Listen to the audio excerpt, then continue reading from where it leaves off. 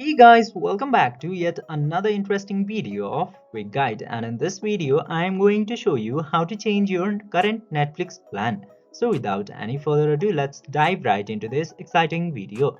In order to do that, you just simply have to open your Netflix application at first, and after opening the Netflix application, this homepage will appear into your Netflix application. And after coming into this section, just simply tap into three dots into the top right corner, and from there go to settings. Now after coming into settings, tap into this account details at account section, and after coming into your account section, you will see so many options into here.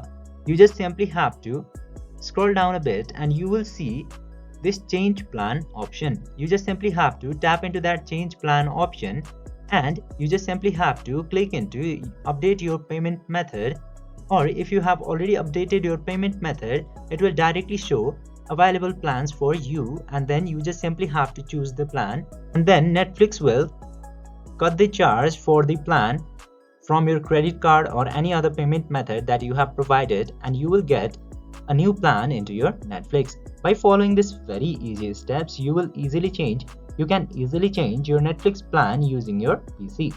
I hope this video was helpful for you. If yes, don't forget to like, share and subscribe to the channel to never miss another update. Thank you for watching the video.